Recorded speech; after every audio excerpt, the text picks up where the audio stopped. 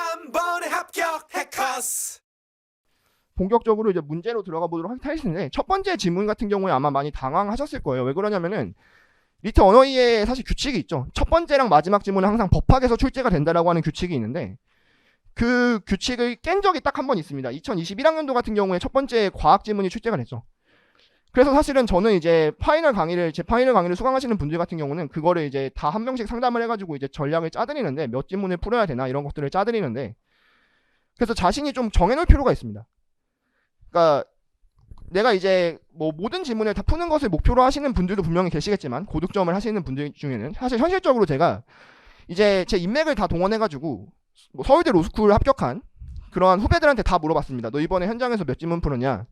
다 물어봤는데 6명한테 물어봤거든요. 서울대 로스쿨 합격한 후배 6명한테 물어봤는데 10지문 다 풀었다고 하는 학생이 한 명도 없었습니다.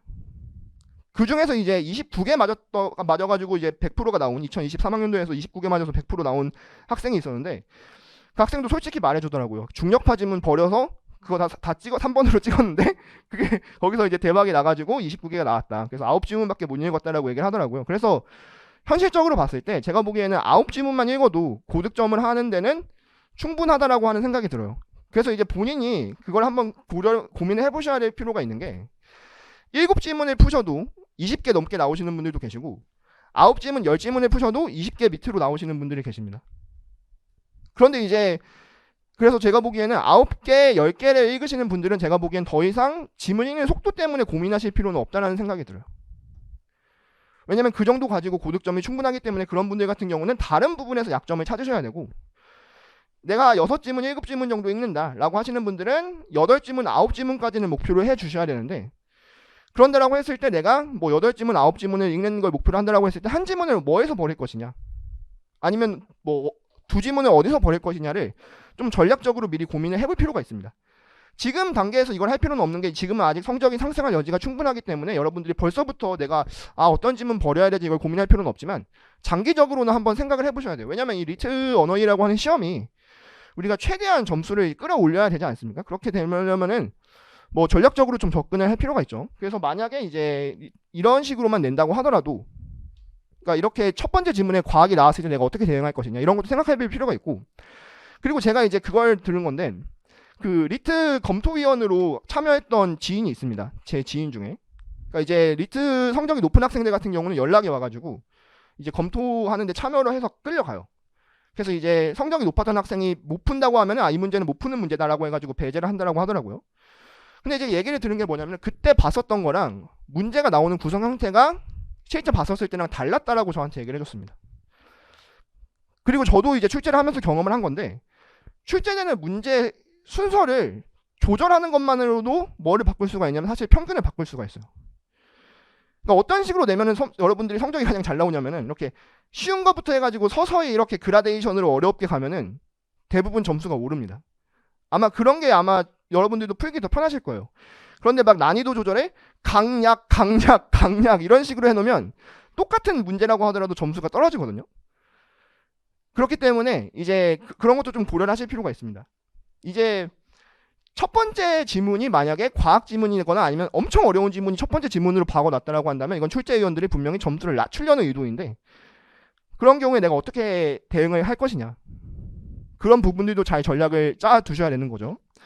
그리고 요 지문 같은 경우는 아마 작년 혹시 수능 9월 평가원 문제를 풀어보신 분들 같은 경우는 이 지문이 익숙하실 수가 있습니다.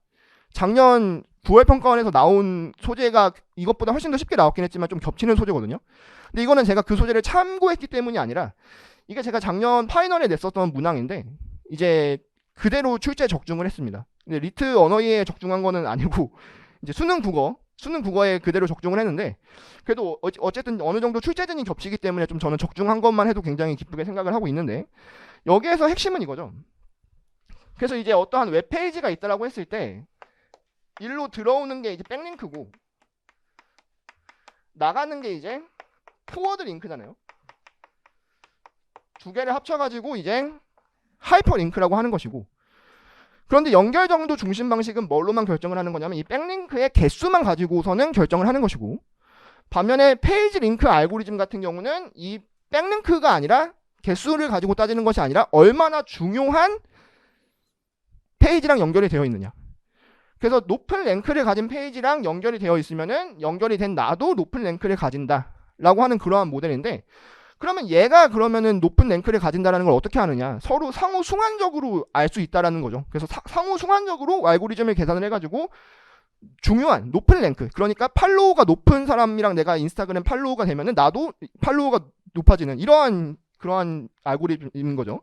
근데 여기서 발생하는 문제가 뭐냐면은 이게 알고리즘이 작동을 하려고 하면 이게 순환적으로 돌아가야 되는데 이렇게 고립된 곳이 있다는 겁니다. 그렇게 고립된 곳을 댕글링 로드라고 하는데, 이 댕글링 로드가 나타났을 때 알고리즘이 작동하지 않는 것을 보완하기 위해서 보완이 된 방식이 랜덤 서퍼 모델이라는 거죠. 그래서 이렇게 고립이 될 경우에는 점프를 해가지고 알고리즘이 다른 쪽으로 전이가 된다 라는 그러한 모델이라고 볼 수가 있겠습니다. 그래서 1번 문제부터 보도록 하겠습니다. 그래서 텍스트 랭크 알고리즘 같은 경우는 단어를 웹페이지로 문장을 하이퍼링크로 하는 방식이 아니라 단어와 문장을 모두 웹페이지로 하는 방식이죠. 왜냐하면 단어와 문장을 모두 노드로 취급한다라고 했는데 노드에 대응되는 게 웹페이지잖아요. 그래서 단어와 문장을 모두 웹페이지로 하는 방식이 텍스트 랭크 알고리즘이다. 마지막 단락에서 확인을 하실 수가 있고, 연결되는 백링크 수가 많을수록 페이지 랭크가 증가하는 것이 아니죠. 연결되는 백링크 수가 많을수록 뭔가 이제 높은 순위로 평가가 되는 것은 연결 중심 방식이었습니다. 연결 정도 중심 방식이었죠. 그리고 단순한 모형으로 이해할 수가 없습니다. 그리고 모든 웹페이지는 포워드 링크를 통해서 다음 웹페이지로 연결된다라고 했는데, 이거에 대한 발례가 바로 댕글링 로드인 거죠. 댕글링 로드 같은 경우는 들어오는 백링크는 있는데 나가는 포워드 링크만 없어가지고 혼자 고립되어 있는 곳을 말하는데, 그것이 4번 선지에 대한 발례가 될 수가 있겠습니다. 그리고 연결 정도 중심 방식은 백링크의 개수에서 이제 백링크의 이제 개수를 가지고만 판단을 하기 때문에 연결된 웹페이지의 중요도, 중요한 웹페이지랑 연결됐느냐 아니면 덜 중요한 웹페이지랑 연결됐느냐를 반영하지가 않죠. 그게 연결 정도 중심 방식의 핵심적인 단점이었습니다. 그래서 가장 적절한 것이 5번 선지가 되겠습니다.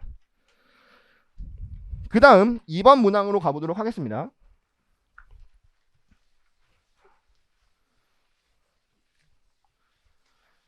일종의 이제 도표를 해석하는 문제인데, 이제 데이터 과학 같은 경우는 도표나 그래프랑 같이 나오는 경우가 굉장히 많습니다. 그래서 그런 부분들도 연습을 해주셔야 되는데, 여기에서 보시면 A와 D 같은 경우가, A는 이제 백링크가 3개가 들어오죠. 그런데 D 같은 경우는 들어오는 게 하나밖에 없습니다.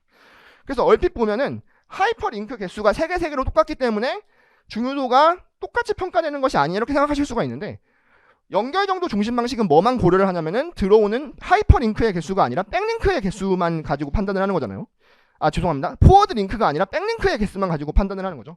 그래서 들어오는 백링크의 개수가 A 같은 경우는 3개고 D 같은 경우는 1개이기 때문에 중요도는 다르게 평가가 될 것입니다. 어디에서? 연결 정도 중심 방식에서. 그래서 가장 적절한 것이 1번이 되겠습니다. 그 다음 나머지 선지가 왜 틀리는지를 한번 보면은, 랜덤 서퍼 모델을 적용하기에 적합하지 않은 상황이라고 했는데, 랜덤 서퍼 모델은 어떤 경우에 적용이 되는 거죠? 댕글링 로드가 있을 때 적용이 되는 거잖아요. 여기 댕글링 로드가 있습니다. 뭐가 댕글링 로드죠? 2가 댕글링 로드죠. 2 같은 경우는 들어오는 백링크는 있는데 나가는 포워드 링크는 없기 때문에 2가 바로 뭐에 해당이 되냐면 댕글링 로드에 해당이 됩니다. 그래서 댕글링 로드가 이제 있기 때문에 랜덤 서퍼 모델을 적용하기에 적합한 상황이라고 봐야겠죠. 그 다음 나머지 선지를 보시면 포워드 링크에 비해 백링크를 더 많이 가진 웹페이지는 존재하죠. 예를 들어서 대표적으로 A만 보더라도 백링크는 3개인데 나가는 포워드 링크는 2개밖에 없습니다. 그래서 웹페이지 A가 그 사례에 해당이 되고, 그리고 웹페이지 B는 다른 웹페이지로 랭크 점수를 전달하지 않을 수 있다고 했는데, 여기에서 이제 나가는 포워드 링크가 있어야 다른 웹페이지로 랭크를 전달을 하는 거잖아요. 얘 같은 경우는 나가는 것이 없기 때문에 전달하지 않을 수 있겠죠. 그리고 이제 웹페이지 C와 웹페이지 E의 C는 얘랑 연결됨으로써 랭크가 상승했을 것이라고 했는데, 이 같은 경우는 백링크가 하나만 들어오는 거잖아요. 그러니까 높은 중요도를 가진 웹페이지라고 볼 수가 없겠죠. 그래서 E랑 연결됐기 때문에 C가 상승한 것이 아니라 오히려 더 중요한 웹페이지랑 연결이 됐기 때문에 상승이 되어야 됐다라고 판단하고 하면 오히려 D나 이런 경우가 더 얘의 상승을 가져오는 그러한 알고리즘이었을 것입니다. 그 다음 3번으로 넘어가 보도록 할게요. 3번 같은 경우는 어떻게 생각해 주시면 되냐면 이 보기 전체가 페이지 랭크 알고리즘에 따른 작동 방식을 얘기하고 있는 거잖아요. 그럼 페이지 랭크 알고리즘의 작동 방식의 핵심은 뭐냐면 중요도를 뭘로 판단하는 것이 아니라 백링크의 개수로 판단하는 것이 아니라 얼마나 중요한 웹페이지랑 연결이 되어 있느냐로 판단을 하는 것이죠. 그렇기 때문에 잘못된 것은 뭐냐면